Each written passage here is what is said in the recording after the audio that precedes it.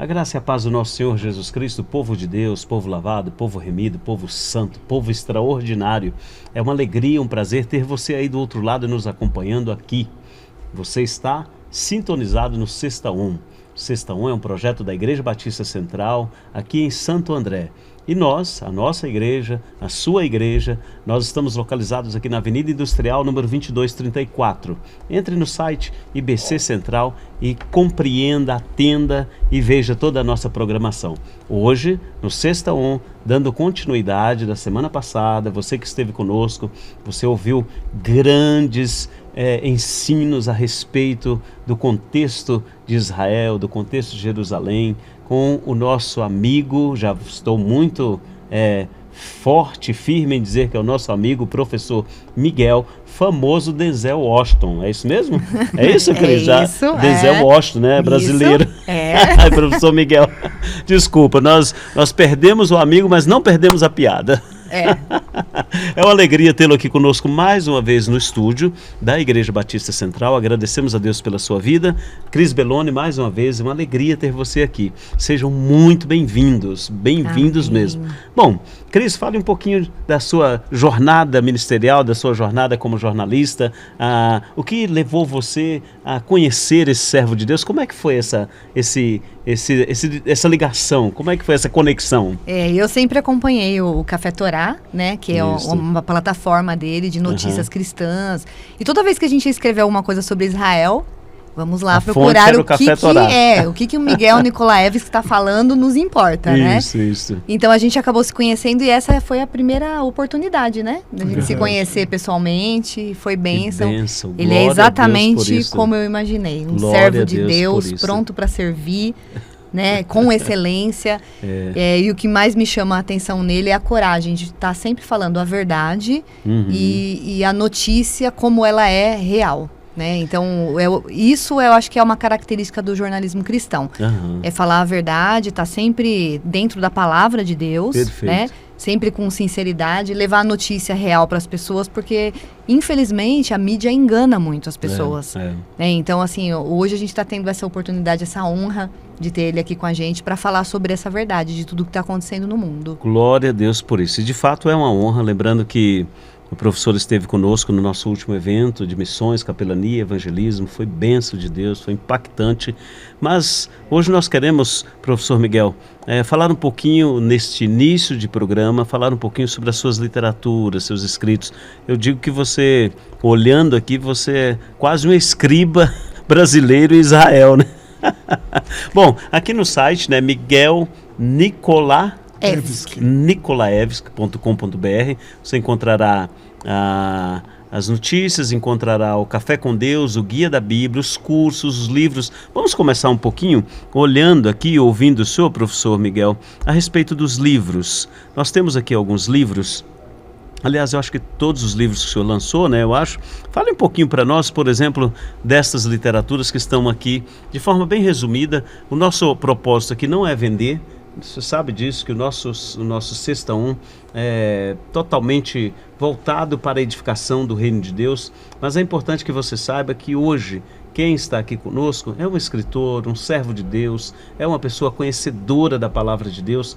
Tudo tem fundamento bíblico e isto é algo extraordinário. Então conheça um pouquinho o professor Miguel e caso você queira adquirir, será a bênção de Deus. Eu indico porque é literatura cristã, literatura bíblica, literatura séria. Você não está aqui trabalhando apenas na onda, você está em profundidade. Professor Miguel, fale um pouquinho dessa literatura para nós, começando aqui por Além da Ruína. Em primeiro lugar, eu quero agradecer a oportunidade mais uma vez. Para mim é um grande privilégio estar com vocês dois aqui, que têm feito esse trabalho maravilhoso. Obrigado, professor. E que o Senhor continue abençoando esse trabalho, mais e mais pessoas possam se conectar. Amém.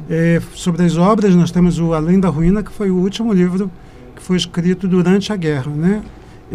Quando a guerra começou, eu retirei grupos de turismo de Israel, eu fiquei cuidando da família e me apareceu o Roberto Cabrini. E me pediram na Record para guiar naqueles dias conturbados o Roberto Cabrini.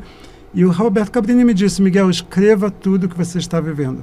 Então, o Além da Ruína é exatamente isso, é um relato sincero, bem simples do que estava acontecendo nos primeiros 100, 150 dias da guerra, e eu utilizo esse tema para também ensinar através de versículos bíblicos como superar momentos de crise, como foi essa guerra, como está sendo ainda, isso, né? Isso. Então, além do A Ruína, ele traz assim um relato um pouco emotivo do lado israelense, que teve um massacre de mais de 1.200 pessoas em apenas um dia, Isso. e como a gente teve que se levantar das cinzas para poder continuar vivendo, sobrevivendo e até mesmo lutar contra o inimigo.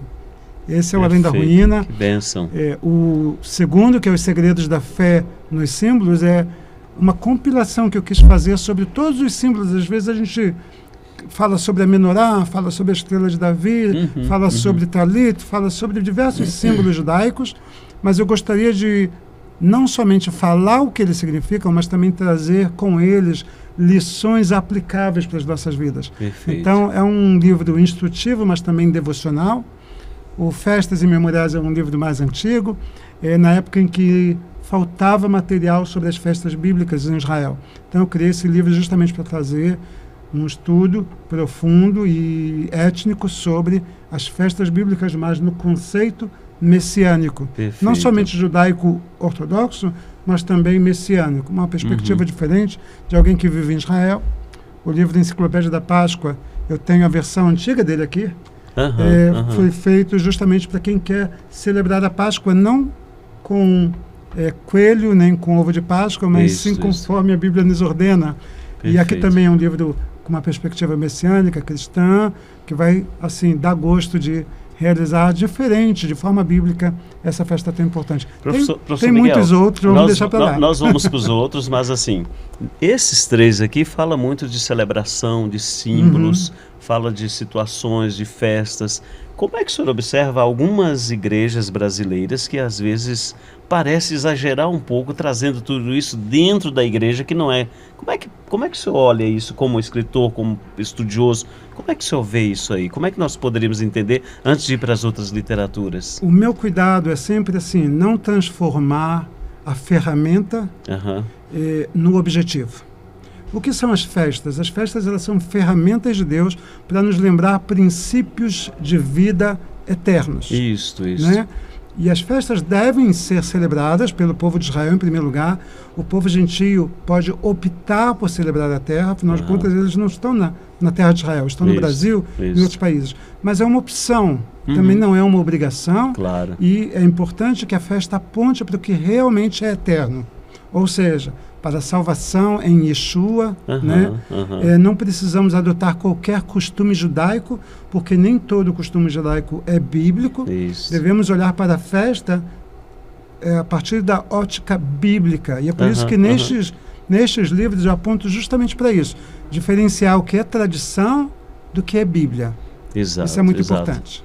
Nós temos então aqui História Não Contada de Israel, Panorâmica da Geografia de Israel e Resumo da Pesquisa Arqueológica da Samaria e Montanha de Manassés. Esse é um livro bastante acadêmico, né? O História Não Contada de Israel é menos acadêmico, mas trata do período interbíblico, entre Esdras e Neemias, até o século I. Aqui então tem Macabeus. Aqui tem um resumo da história dos Macabeus, do domínio persa, como uma coisa evoluiu de uma para outra e chegamos nos dias de Jesus. Tá? É uma história interessante. Também coloquei lições. Agora todos os meus livros têm lições práticas para as pessoas poderem não somente aprender história, mas entender como aprender com os erros e os acertos da história. Isso. O panorama da geografia é assim, quando você começa a ler a Bíblia, a gente comete muitos erros quando não conhece a geografia. E o panorama ele vem justamente para deixar a pessoa um pouco situada em termos geográficos, onde fica Galileia, onde fica Samaria, tem ilustrações, né? Existem expressões, por exemplo, Monte Carmelo e Carmelo, são a mesma coisa? Não. Monte Carmelo ficava no norte, mas a cidade de Carmelo ficava no sul. É como entender essas coisas, tá?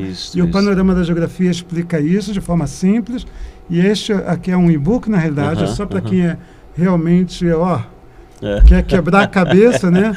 Está fazendo agora seminário, quer pesquisar arqueologia. Pois é, foi feito um estudo arqueológico durante 30 anos na Samaria, no Vale do Jordão, na Montanha de Manassés, e assim, conclusões incríveis sobre o altar de Josué, sobre Gilgal, um monte de coisa. Mas é uma linguagem bastante técnica, então se você não quer entrar para essa área, já fala, cuidado, porque você vai cansar. Essa é uma literatura de pesquisa. Os outros não, são bastante aplicáveis. Eu tenho certeza que vai ser bênção na vida de vocês. Olha, não poderia deixar de perguntar, professor Miguel, porque é uma questão, dentro dessa perspectiva aqui, tem alguns estudiosos que mencionam que o cego de Jericó, quando clamou para Jesus, filho de Davi, tem misericórdia, que aquele rapaz vinha de uma origem da família dos Macabeus, que o pai tinha se revoltado contra o governo, e então cegaram o filho na frente do pai. Tem procedência isso? Nessas pesquisas que o senhor fez, tem algum fato que liga a esse fato de Jesus com o cego? Infelizmente, eu sou uma pessoa bastante crítica em relação a fontes, né? Isso. Existem lendas que são baseadas em lendas judaicas, em comentários dos pais da igreja. Né? Eu conheço muitas, mas eu me detenho ao texto. Eu quero saber o que há no texto. Exato. E no texto nós não encontramos base para esse tipo de afirmação. É interessante como ilustração. Vamos deixar no ramo da ilustração. Perfeito. Não no ramo da aplicação bíblica. Show de bola. Glória a Deus por isso. Resposta maravilhosa. Guia de Israel, o livro de Shofar, reflexões messiânicas, e ali é basicamente o livro de nomes, um dicionário. Pais novos, né? Pais novos querem botar um nome assim bombástico. Não Jezabel, né? Tem esse. Não, Jezabel não. Encontrou alguma Jezabel? Já encontrei duas, já dá até tristeza, né? Porque, Jesus. Mas impressionante que os nomes tem a ver com a personalidade da pessoa. Na realidade, olha, vou quebrar um mito. Jezabel tem dois significados, um negativo e outro positivo. Tá? O nome dela em hebraico é Izebel. Ora, qual é a referência de Izebel ou Jezabel no português? Não deveria ser português, é Isabel na realidade. Izebel é Isabel. Então, olha só, na sua Bíblia, na minha Bíblia, nas nossas Bíblias em português, diz que a mãe de João Batista era Isabel. O que está errado. Na realidade, colocaram o nome em português Isabel por causa de uma rainha de Portugal, que também era de origem inglesa. E o nome real... o nome real da rainha era Isabel, que vem de Jezabel, né? Mas acontece que o nome real da mãe de João Batista não era Jezabel, era Elisheva, que quer dizer Elizabeth. Jezabel é um nome terrível que está associado a uma bruxa, né? Que era a esposa de Acabe. Então, assim, infelizmente, em certas traduções, nós vemos esse tipo de erro, mas esse erro foi colocado em homenagem à rainha de Portugal. Tá bom? Agora, esse livro vai trazer algumas informações sobre esses nomes. E isso é mais para pais novos, pessoas que querem dar nomes aos filhos agora. Nós temos aqui o Reflexões Messiânicas. Foi meu segundo livro, com pequenos estudos bíblicos, baseados em descobertas arqueológicas, descobertas de certos sentidos mais profundos de certas palavras. É um livro fácil e curto de ler. Tem o livro do Shofar. Uma pessoa me pediu uma vez, não tem nada sobre Shofar. Então, eu, como pesquisador, fui lá, conversei com as famílias fabricantes de Shofar, quis saber, me informei também com outras fontes e descobri que somente 2 famílias em Israel criam shofares que começaram artesanais, hoje são industriais, e eu conto essa história aqui. Tá? E também como utilizar o shofar de forma profética, que é um instrumento que era utilizado para determinar certas coisas no povo de Israel, e também a trombeta do final do Apocalipse é shofar, então eu toco nesse ponto aí também. E quando a gente ouve, não tem como não ficar curioso. O shofar procede de um chifre de de um animal, normalmente um antílope. Um antílope. Ou o original mesmo, aquele shofar básico lá dos levitas, era chifre de carneiro, um shofar pequeno. Isso. Tá?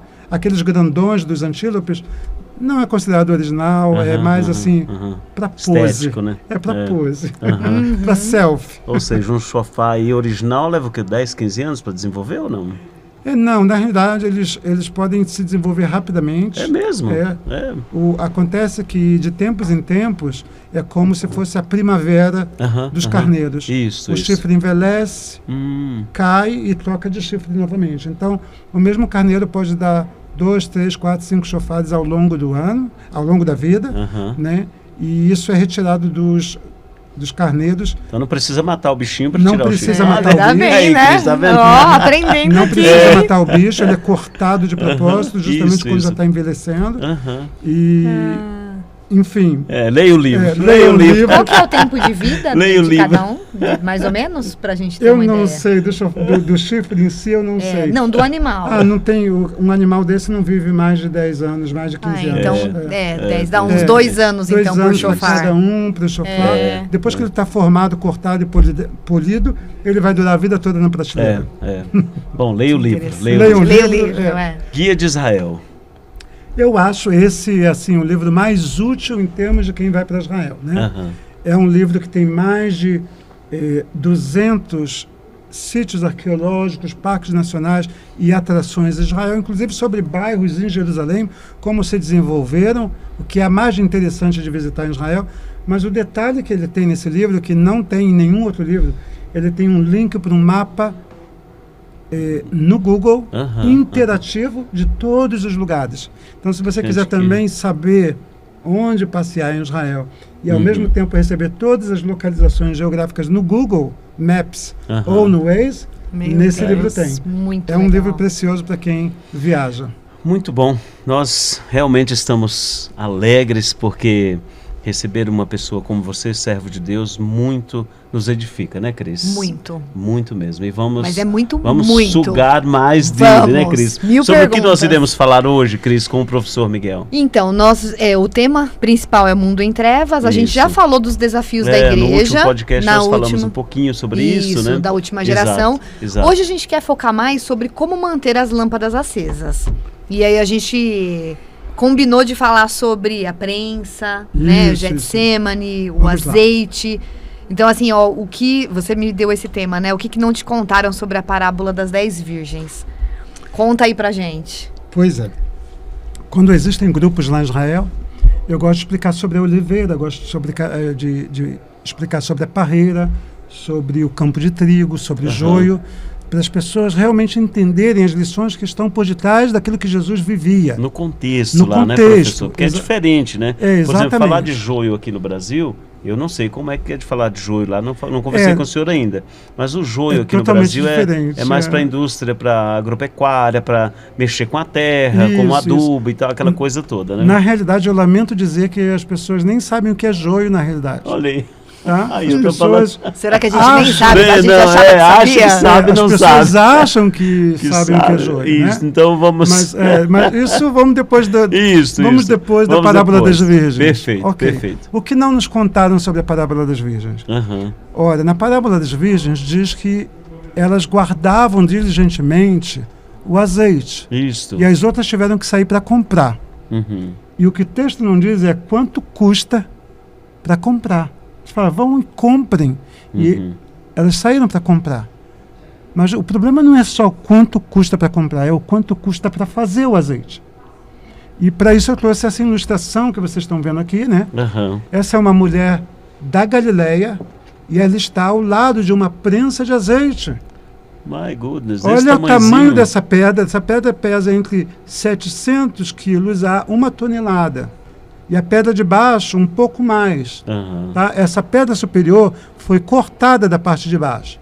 E o que vocês estão vendo embaixo são milhares de caroços de azeite que foram recolhidos das árvores. Nesse contexto aqui. Nesse contexto. Ora, a palavra nos diz que nós somos os ramos, né? Isso. E o que tem nos ramos é os frutos. Então diz que nós precisamos dar fruto, e bom fruto. E o fruto, nosso fruto, são as coisas que nós vivemos, as nossas experiências. Só que esses frutos são arrancados, levados para a prensa. E o que não contaram é que esta pedra gigante, ela é movida e ela esmaga todos os frutos. Depois que ela esmagou todos os frutos, que é a nossa própria vida, né? Aí passa por um outro processo que a gente vai ver agora. Passa aí. Então, o que vocês estão vendo é um sistema de prensa, né? Agora, imaginem só. Depois as azeitonas são colocadas todas dentro de cestos, como os que vocês estão vendo aqui. E os cestos são empilhados um em cima do outro. Depois vocês têm uma madeira, que esse é o nome do Beit Abad, porque esta palavra é Bad, e Beit é a casa da madeira, que é chamada prensa de óleo. Tá? Por que é a prensa de óleo? Porque agora todos os cestos com azeitonas esmagadas e folhas vão ser colocadas ali. A madeira vai ser colocada com uma pedra e pedras vão fazer peso para esmagar tudo o que foi separado. Gente, é um primeiro processo onde as azeitonas são selecionadas, arrancadas da árvore, selecionadas e esmagadas, quebradas. Depois é um segundo processo onde pesos com 1,5 toneladas quase, esmagam ainda mais os cestos para tirar o óleo. Vamos à próxima imagem e você vai ver aqui, olha, depois que é esmagado, assim sai o azeite e esse azeite é recolhido. Então o que não te contaram é que para você dar fruto e produzir azeite é um preço muito caro. Você precisa ser esmagado no processo, doloroso às vezes, na vida. Olha, como vamos dar bons frutos? Como vamos dar óleo que ilumina nas lamparinas se a gente não é pressionado, não é esmagado, não passa por experiências difíceis? Isso é um ótimo exemplo de vida para nós. Junto com esse exemplo, eu gostaria de dar o exemplo, por exemplo, do diamante. O diamante, a função do diamante é passar a luz.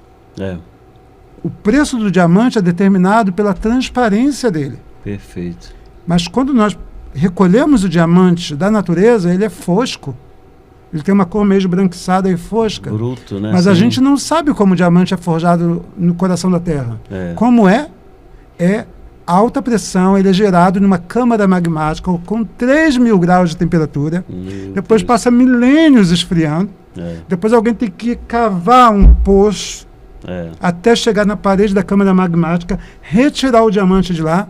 E aí, quando ele retira ainda uma pedra bruta, sem graça, ele leva para o lapidador, e de um diamante grande às vezes vai sobrar 10%, 5% daquela pedra, com transparência máxima para que a luz possa passar e dar o resultado esperado, que é a pureza do diamante. Da mesma forma, nós, como diamantes, somos às vezes retirados através da pressão, do calor, criados, forjados ali. Depois ainda somos levados por um lapidador que vai dar marteladas em nós com outro diamante, nos quebrar em milhares de pedaços até que a gente esteja realmente transparente. Depois vê o ourives, faz o polimento ainda. Faz o polimento. Passa, meu Deus do céu. Não sobra nada da gente, né? Lixa grossa, lixa fina, lixa... Me fez lembrar de uma palavra que eu acho tão poderosa, é lucidez, o poder da lucidez. Aí um dia eu estava procurando o significado dessa palavra, é deixar a luz te atravessar. Luz te atravessar. E aí eu fico pensando, meu Deus, quando a luz te atravessa, e tem que passar por esse processo para a luz atravessar, não sobrou mais nada de você. Aí a gente sabe quem a gente é por dentro. Porque se a luz não atravessar, a gente ainda está muito sujo. Está muito sem transparência ainda, né? O azeite não ilumina se ele não for parte de um processo doloroso, né? E purificador, porque você pega o azeite puro, a parte de cima, né? Sem os detritos. Ele não vai iluminar o suficiente se você não passar por esse processo. É a mesma coisa. Nós não vamos brilhar a luz de Yeshua conforme precisamos se a gente não passar pelo processo da lapidagem do diamante. Professor, mas como a Cris Belloni mencionou, nós observamos no texto bíblico que existia ali 10 pessoas, 10 virgens. Ou seja, a oportunidade foi dada a todas. A todas. Provavelmente, no início, as 10 tinham azeite ou não? Provavelmente. Provavelmente. Então, ou seja, fala de constância de vida cristã. Exatamente. Alguns mantêm, outros não mantêm. Exatamente. E isso, aí quando o senhor apresenta isso aqui, manter o azeite, claro, tem a ajuda do Espírito Santo, tem o poder da palavra, tem a direção de Deus, mas tem um preço também, né? Tem um preço muito caro. As pessoas costumam dizer assim, todo mundo acha o diamante lindo. Mas ninguém sabe o processo que ele passa para ele alcançar essa pureza. Da mesma forma, muitos falam sobre a parábola das 10 virgens, e a gente fala das virgens fiéis, mas ninguém se lembra o preço para manter a fidelidade.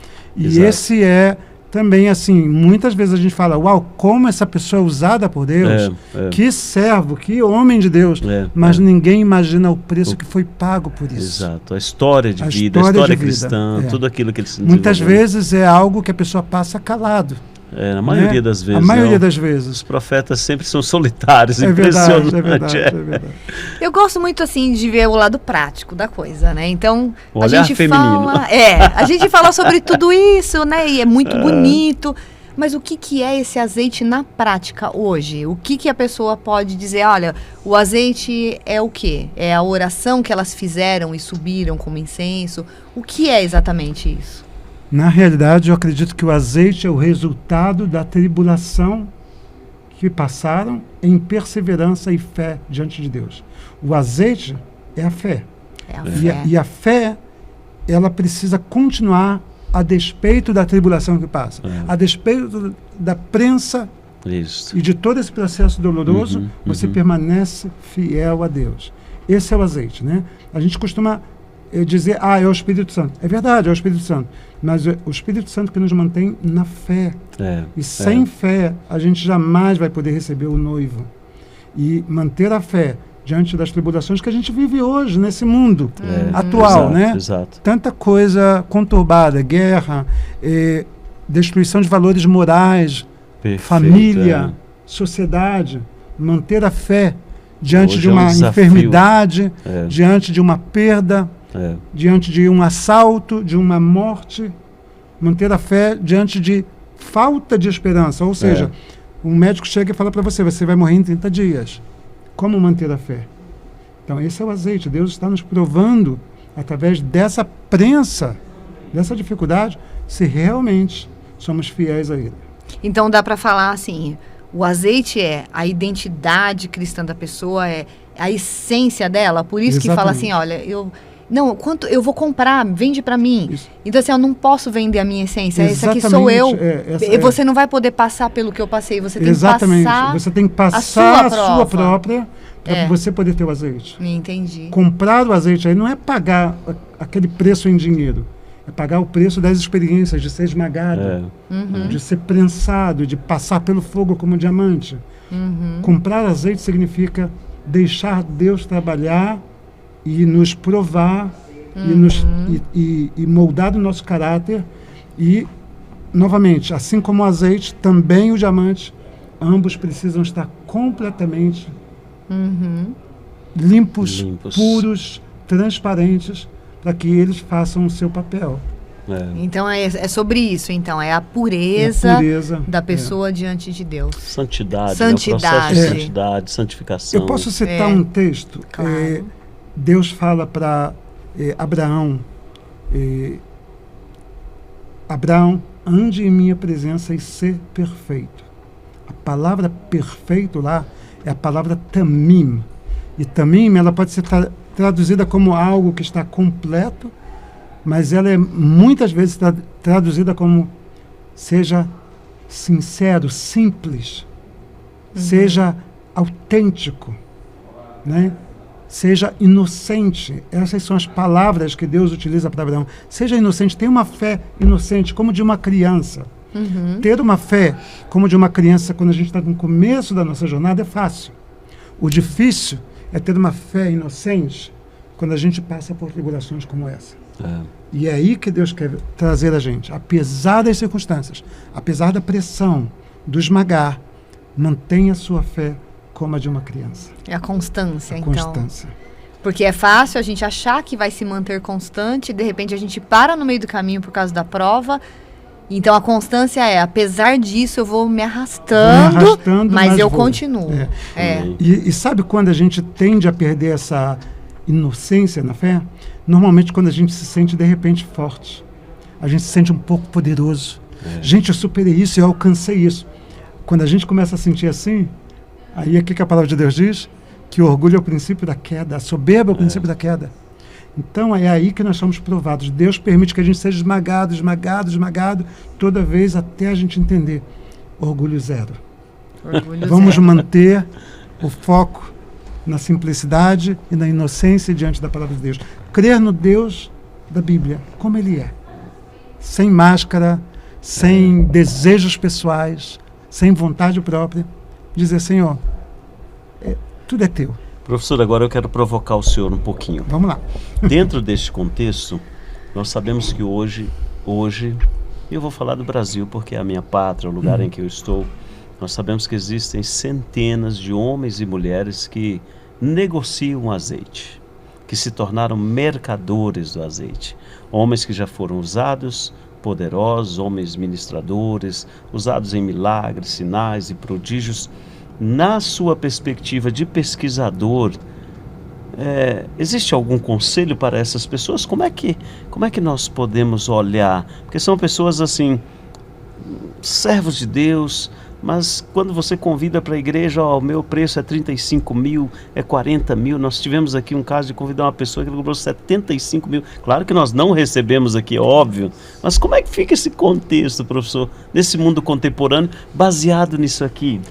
Eu acho que as pessoas, elas sem perceber, elas trocaram a glória deste mundo pela glória de Deus. Ou ao contrário, né? A glória de Deus pela glória deste mundo.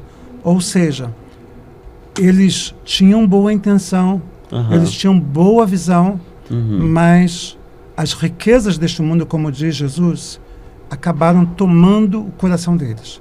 Eu não conheço as pessoas, eu não vivo aqui, não vou citar nome jamais, mas o que eu posso te dizer é o seguinte, eu costumo dizer assim, você não pode debater sobre a palavra de Deus.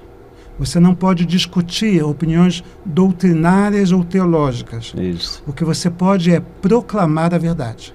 Perfeito. Então, para proclamar a verdade, existe um preço. Não é um preço barato. É o preço do azeite. Você vai ser esmagado, você vai ser pressionado, você vai sofrer consequências. Talvez você não consiga a fama que você esperava comprando azeite, né?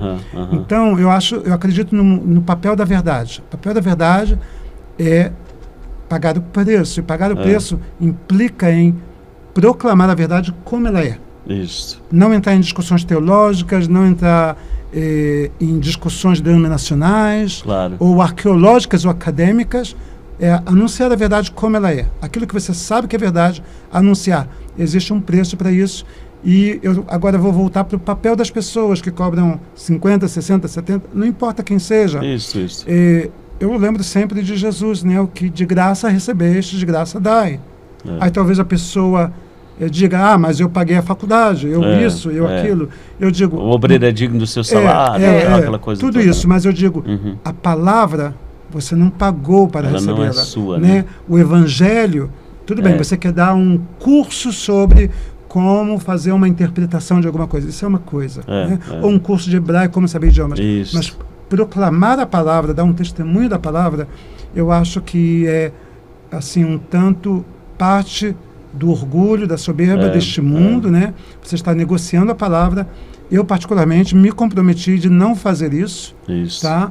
Eu já chego logo para qualquer igreja, as pessoas me perguntam, quanto é que você cobra? Eu falo, sinto muito, mas eu não cobro. Isso. Então, a única coisa que eu digo é, me ajudem a ir no evento, me ajudem a custear pelo menos a passagem e a hospedagem. Mas cobrar para a palavra é como se eu negociasse a palavra. Então, como princípio, eu não negocio e recomendo também os líderes e pastores que possam estar vendo isso. Gente, eu tenho certeza que não vai faltar na mesa de vocês, não alimento, não sustento.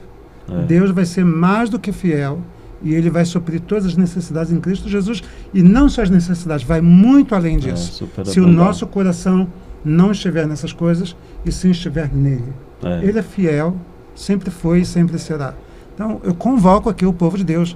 Diga não a esse tipo de comerciante da mercadores, palavra. Né, mercadores da palavra. São mercadores Diga da palavra. Não. Diga sim para aqueles que de todo o coração talvez não tenham tanta fama, talvez não atraiam tanto público, mas diga sim àqueles que estão dispostos a dividir a palavra de Deus.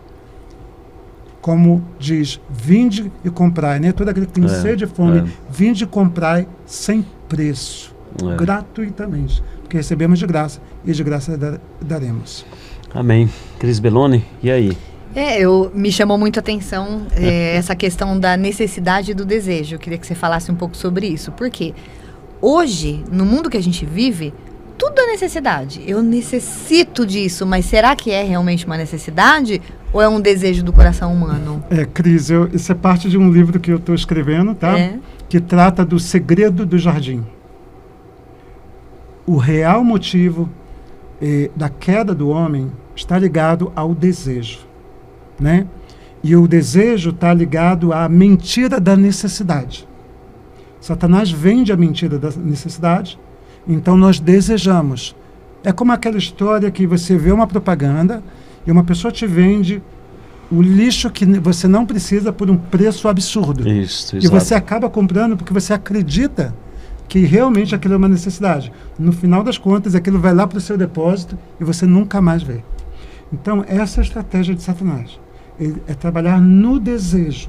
Eu vou estar falando muito mais sobre isso nesse livro, que eu creio que vai ser O Segredo do Jardim, né? Já está em andamento, justamente para dar ferramentas ao povo de Deus a entender como neutralizar o desejo diante das provações e tentações. Porque nós temos o poder de neutralizar o desejo. Se não fosse assim, Deus não diria para Caim: domine o seu desejo, porque o pecado está às portas. Exato. Deus advertiu e mostrou que ele poderia fazer isso. Ele não fez isso por opção. Mas eu vou, nesse livro, trazer ferramentas como compreender as estratégias do inimigo ao longo da história e em nossas vidas e como combatê-lo, porque ele trabalha na mente. O desejo e a necessidade são coisas que surgem na mente. Nem sempre é por causa do que a gente vê ou do que a gente ouve.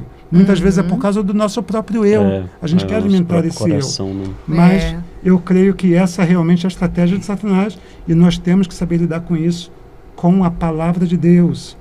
Ao contrário de tentações da carne, que nós temos que fugir da carne, né, conforme o apóstolo Paulo diz, nós temos, em relação à questão do desejo e da necessidade, temos que resistir ao diabo. E como se resiste ao diabo? Apenas com a palavra de Deus, exatamente como Jesus fez, dizendo: está escrito. Então, quando nós nos aprofundamos, cada vez mais conhecemos a palavra, então nós temos respostas verdadeiras para as coisas mais difíceis que lutamos. Quero compartilhar assim, uma experiência que eu tive no começo desse ano e queria que você falasse um pouquinho sobre isso. Quando começou esse ano, o pessoal faz listinha, né, de começo de ano e tal, e eu nunca fiz. Mas esse ano eu tinha um pedido para Deus, porque eu sempre me sentia muito assim, exagerada. Eu vou estudar, é tudo muito exagerado, o conteúdo é demais. E aí você fala: meu Deus, o tempo não tá dando, eu tenho tanta coisa para fazer, por que eu sempre quero mergulhar tanto? Eu preciso do essencialismo, né? Aí eu só pedi isso para Deus: Senhor, quero viver o menos é mais. E Deus me fez viver o menos é mais, me ensinando a jejuar. E foi uma coisa incrível, incrível que eu vivi, porque assim, eu tinha muita dificuldade de jejuar. E eu comecei fazendo o jejum intermitente para começar a quebrar mesmo, né? Minha vontade. Horas, Comecei com 12, 14, 16, fui até 26 e assim aconteceu o primeiro mês, os primeiros 40 dias, na verdade. No começo é difícil, né? No começo. No começo, porque é a prensa. É a prensa. Tô com vontade, mas eu preciso. Eu tô com vontade, mas meu corpo é bom pro meu corpo? Comecei assim.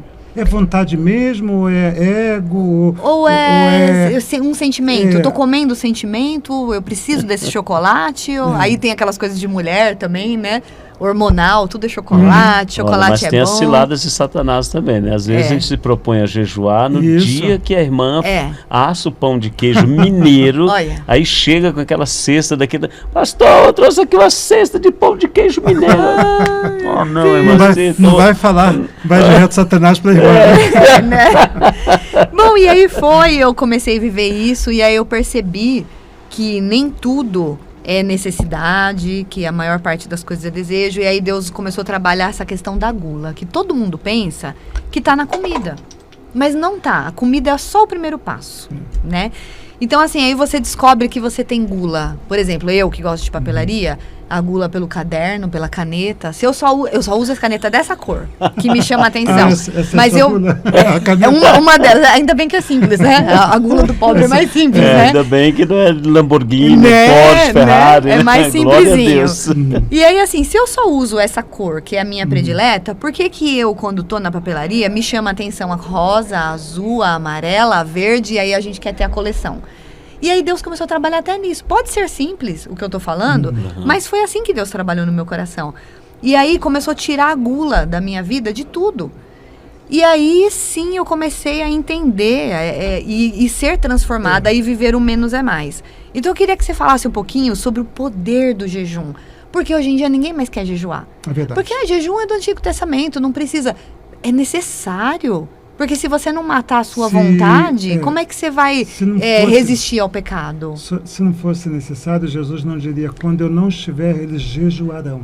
Não está falando, olha, você pode jejuar se você quiser. Exatamente. Não, ele está falando para jejuar. Vão jejuar. Vão jejuar. E, assim, o jejum, ele vem para eliminar ou amortecer o seu desejo por algo. E o jejum, eu costumo dizer, às vezes é melhor você comer no jejum. Estranho, né? Paradoxo, comer no jejum. Por quê? Se você não come, você tem problema de comida, você é ciático, você já é magro por natureza, não tem vontade de comer, coma, esse vai ser o seu jejum. Se você come, mas você é controlado, isso não vai afetar em nada você fazer jejum. Faça um jejum de internet. Vai ser fantástico. Faça um jejum de televisão. Faça um jejum de compras. Faça um jejum naquilo que te dói. Deixe Deus trabalhar, te esmagar naquilo que realmente te dói. Tá? Eu quero citar um versículo, tá? Que a gente normalmente passa por cima do processo da provação. E eu gosto de voltar no processo da provação para a gente entender como isso funciona. Gênesis, capítulo 3. Deixa eu ver se tem um texto aqui. Gênesis, capítulo 3, versículo 1. Vamos lá. Deixa eu pegar aqui. Diz assim.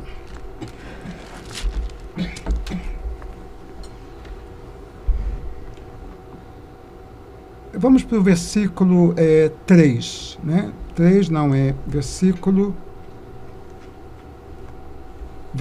6. Olha o que esse texto diz. Gênesis capítulo 3, versículo 6. Presta atenção no processo. Porque se você entender esse processo, isso tem a ver com o livro que eu estou escrevendo, tá? Se você entender esse processo, você vai conseguir superar a maior parte das provações e tentações. Diz assim, e viu, primeiro ver, identificar algo. E viu a mulher que aquela árvore era boa para se comer. Primeiro, ela identificou o objeto da tentação. Isso. Tá? Segundo, ela chegou a uma conclusão. Era boa para se comer. Ela chega a uma conclusão de que o objeto da tentação é algo bom. Ela não diz isso é mal. Não. Ela não se lembra da palavra de Deus. Ela primeiro identifica o objeto, depois ela chega a uma conclusão. Ou seja, Satanás está trabalhando no pensamento. Criando a necessidade. Criando uma necessidade, um problema. Você tem um problema, então você precisa comer, você precisa se alimentar. Aí depois, terceira etapa, é agradável aos olhos. Você vê que aquela árvore é boa, você diz, não, essa coisa que é ruim para os outros, para mim é bom. E na segunda fase você diz, não, também me agrada fazer o que eu estou fazendo. Tá gerando um desejo. Aí a terceira parte é árvore desejável para dar entendimento. Você entrou na identificação, você entrou na observação que te levou a entender que era algo bom. Do algo bom você diz, não, isso também agrada, você alimenta aquilo que você, o sentido do olhar, aquilo que você acha, aí você cai. Como que você cai? Você deseja. Em todas as áreas da nossa vida é o mesmo processo. Aí ela toma do fruto, aí já toma a atitude contrária para começa a praticar, né? Quando entra no nível do desejo, você falou da necessidade, né? Necessário é o quê? Boa para comer. Agradável aos olhos, aí é o processo de você manter os olhos nisso, e aí gera o desejo. São os dois processos. E aí, o que acontece? Vem a queda. Estender a mão e comer. Então, é exatamente esse... O mundo hoje gira em torno disso. mente para você que você tem uma necessidade. Aí você passa a olhar essa necessidade. Você não tinha essa necessidade. Você não tinha, mas o mundo te apresenta uma necessidade. Essa é a jogada do marketing mundial também, né? Você diz, você tem necessidade do iPhone.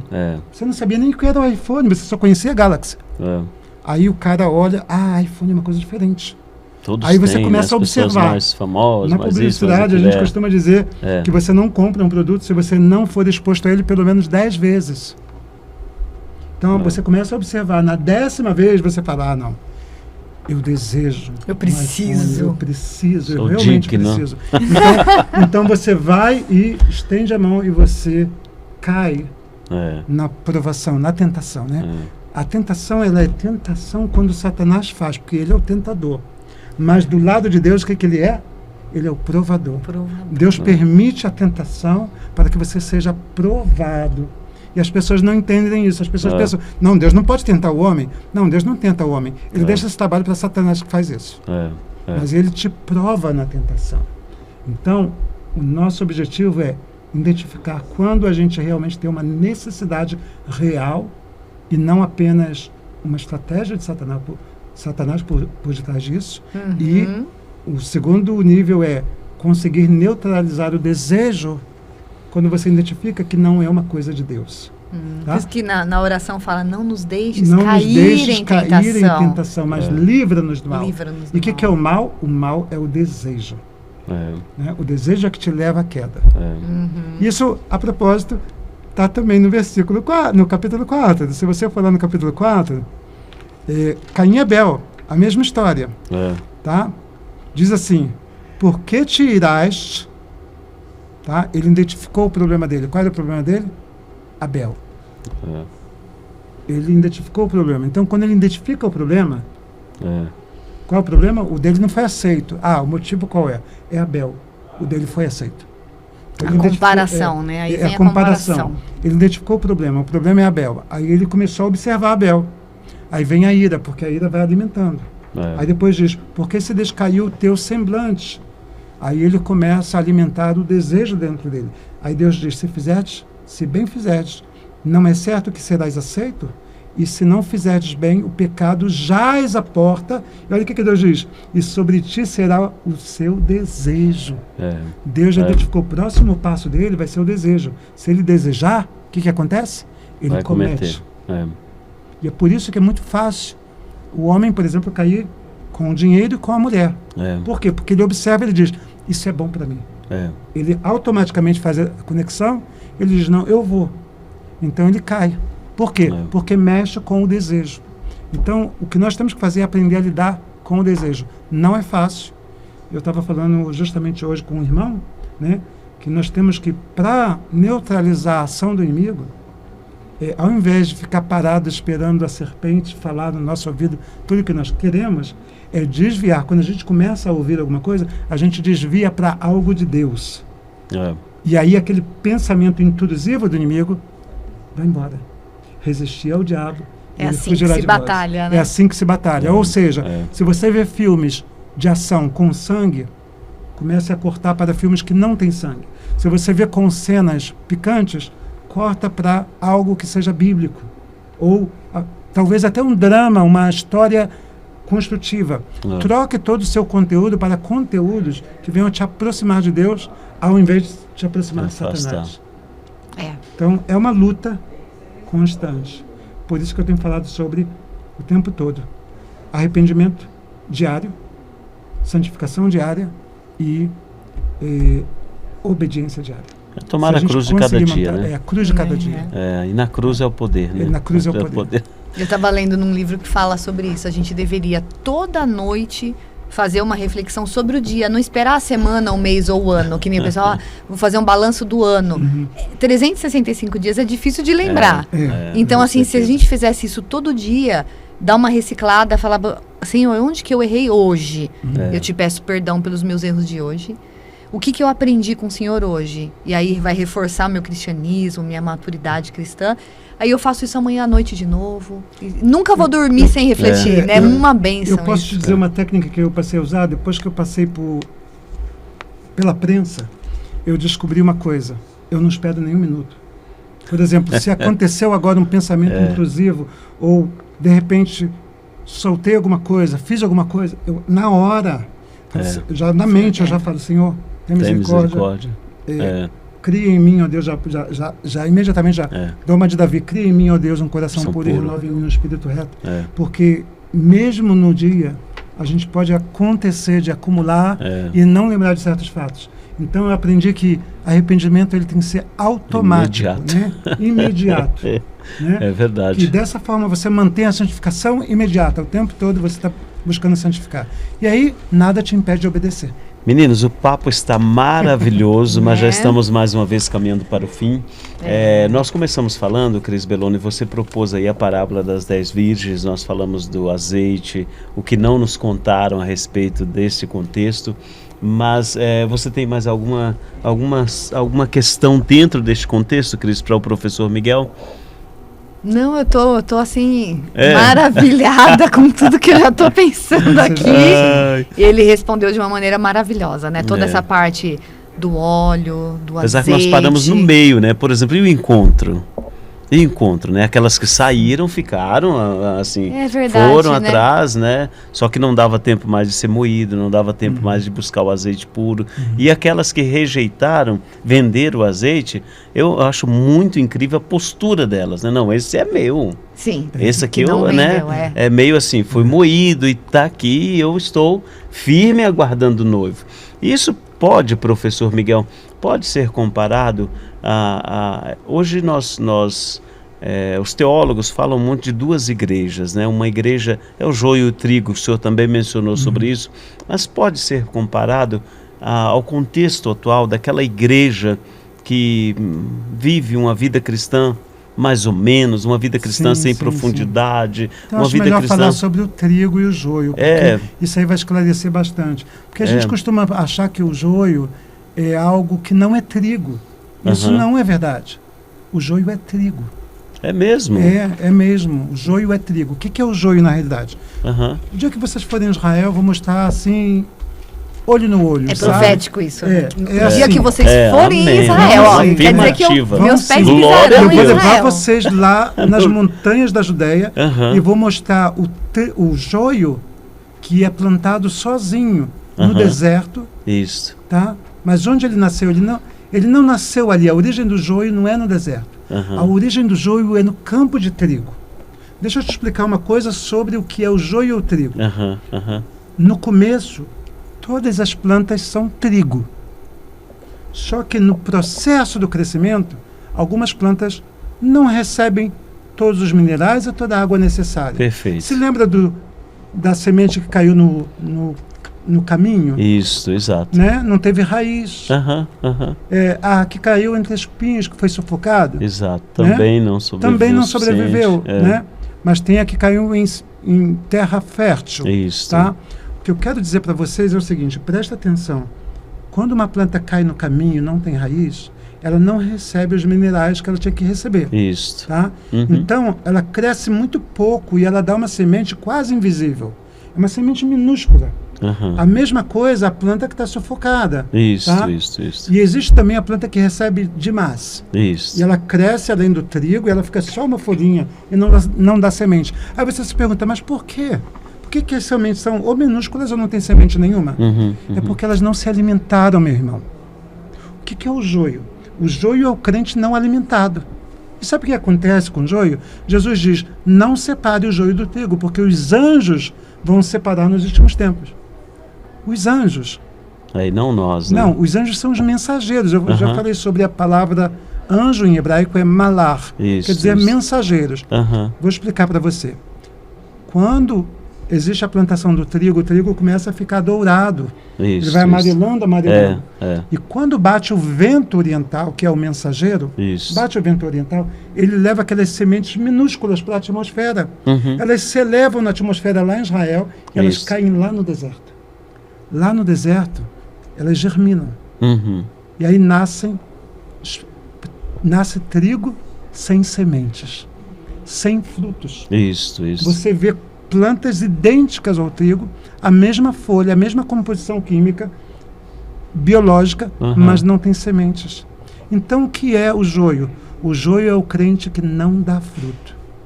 Ele está no meio da igreja, mas ele não se alimenta adequadamente. Isso. Ele não se enche da palavra, não se enche do Espírito, não ora. Por consequência, ele se transforma em joio. Isso. E o fruto dele é mais joio. Ele é lançado para longe e gera mais joio. Ele não gera mais fruto. Então, quando você for lá, você vai ver isso no deserto. O joio é o trigo mal alimentado. Para que serve o trigo mal alimentado? Serve para alguma coisa. Para ser pisado, não é verdade? Para ser pisado sal, né? E alimento para as feras do campo. Então, o que acontece? Os pastores de Israel lá pegam as ovelhas e as cabras, levam para o deserto, onde o joio nasceu depois de ser levado para lá. Isso. E aí é os campos, os pastos verdejantes. Só serve para alimento de animais. Não serve mais para alimentar seres humanos. O joio é isso aí. É o trigo mal alimentado que só serve para servir de alimento para os animais, não para seres humanos. Agora, o trigo é o quê? É alimento para os seres humanos. Isso. Então, o crente verdadeiro, ele é alimento para os outros que precisam ser alimentados. E quando a gente fala assim, ele serve para alimentar os animais, se a gente for aplicar na nossa vida, então ele está alimentando o quê? O próprio demônio? Porque ele está fazendo coisas que não agrada a Deus. Ele está alimentando as feras. O que são as feras? São os espíritos malignos. O mundo demoníaco. É por isso que Satanás anseia pelos crentes. Ele não anseia pelos não crentes. Os não crentes já são dele. Ele quer pegar os meio crentes, o joio dentro da igreja. É isso que ele quer pegar e arrastar para transformá-los. Porque ele já tem, tipo assim, uma capa. Ele já tem cara de crente, todo mundo vai acreditar que ele é crente. Exatamente. Aí, quando ele vai para o mundo, ele age como Satanás manda ele agir. E qual é o processo? Qual é o processo para você se transformar realmente num trigo, né? Qual é o processo? Se você se transformar no óleo, é um processo doloroso, né? Se eu dissesse que era uma planta ou trigo, teria que cavar novamente, arrancar a planta, botar mais adubo e plantar novamente. Seria um processo doloroso. Mas a gente vê que Deus utiliza para os seus processo doloroso para levar-nos a realmente sermos trigo, a realmente darmos fruto. É igual o vaso, então. O vaso, se ele não está adequado, Deus vai quebrar dessa casa do oleiro. E fazer novo. Muito bem, meninos. Muito bom, muito bom, maravilhoso. Olha, você que está aí nos acompanhando, tenho certeza absoluta que você foi extremamente edificado com o maná celestial, com a palavra de Deus. Mas os desafios continuam. E hoje, mais uma vez, assim como em todo o nosso encontro aqui no Sexta On, nós ministraremos, oraremos por você.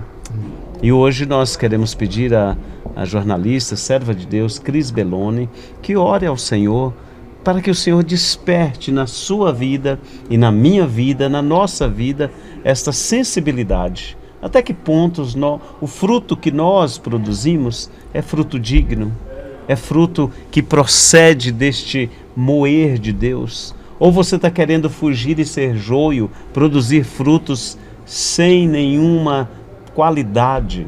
Nós falamos hoje sobre o diamante, falamos sobre o óleo, falamos sobre o bálsamo, falamos sobre o joio, tudo isso para mostrar para você que vida cristã é vida de decisão, é vida de compromisso. Como é que está o seu compromisso? Qual é o nível de compromisso que você tem com Cristo? Com Cristo. Não estamos falando de instituição, não estamos falando de placa denominacional, não estamos falando de um evangelho barato, mas estamos falando de um evangelho que requereu o sangue do nosso Senhor e Salvador Jesus Cristo. Qual a sua visão a respeito de tudo isso? Nós estaremos orando para que o Senhor te dê sensibilidade, que é necessário sim manter a luz acesa, é necessário sim buscar a santidade. Sabe por quê? Porque as trombetas muito em breve soarão. Cris, você pode nos conduzir nesta oração? Amém. Em nome de Jesus? Amém. Pai, em nome de Jesus, em primeiro lugar te agradecemos por esse privilégio, verdade, Pai, Senhor. por esses momentos tão ricos que tivemos no dia de hoje. Perfeito, Senhor. Senhor, durante esse podcast, Sim, nós te Pai. pedimos humildemente, Pai, nos ajuda a ser trigo, nos ajuda a ser Pai. Luz do mundo, sal da terra, fazer a diferença. Pai, em nome de Jesus, que a gente possa realmente produzir a tua essência, a essência de Cristo, sendo, Senhor, esse azeite puro, Pai. Esse óleo, que nós tenhamos, Senhor, realmente temor diante de Ti, para sermos purificados, e que tenhamos coragem, Senhor, de passar por essa prensa, que tenhamos também desejo de passar por essa prensa, porque a gente sabe que é necessário, Senhor. A gente vive num mundo em que as pessoas querem só o prazer, a facilidade, a vantagem. Senhor. Mas nós sabemos, Senhor, que não é através disso que nós vamos herdar o reino dos céus. Porque o reino, ele é alcançado, Senhor, através da porta estreita. Sim. É através da dificuldade, é através da dor, é através das lágrimas. Sim, Senhor, nós não estamos desejando um mundo triste para nós, mas nós reconhecemos que esse é o caminho. Sim. E que apesar de tudo, Pai, apesar dessas dificuldades para nos moldar, nós sabemos que a Tua alegria é a nossa força. É possível, sempre, Senhor, sentir alegria em meio às dores, em meio às dificuldades, em meio ao luto, em meio ao sofrimento, Pai. Nós sabemos, porque o Senhor é a nossa alegria constante. Então, em nome de Jesus, é o que te pedimos, Pai. Derrama do Teu óleo sobre as nossas vidas. Senhor, derrama da Tua vida sobre nós, para que a gente possa derramar essa vida nas pessoas que necessitam. Tanta gente, Senhor, vivendo na morte. E nós precisamos, Senhor, dar um toque para que elas ressuscitem no mundo espiritual. Então, em nome de Jesus, Senhor, mostra para cada um de nós aquilo que o inimigo não quer que a gente veja, que possamos identificar o joio no meio da igreja, para que eles sejam arrancados, replantados e se transformem em trigo, para te honrar, te glorificar. Em nome de Jesus, Senhor, mais uma vez te peço, derrama da tua humildade, da tua simplicidade, Jesus, na nossa mente, no nosso coração, na nossa vida, e que esse seja o nosso fruto para te honrar, te glorificar, Pai. Em nome de Jesus. E nós agradecemos pelo nosso irmão querido, pelo Miguel Nicolaevski, que está aqui, Senhor.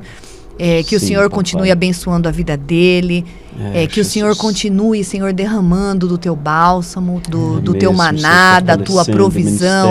O Silas que trouxe ele para cá, Senhor, também abençoa a vida dele o tempo todo. O Anderson que está aqui trabalhando hoje, que está aqui com a gente, Pai, cuidando da parte técnica. Abençoa a vida dele abundantemente. A vida do pastor Edmar, de cada pastor e cada pastora aqui da Central, Pai.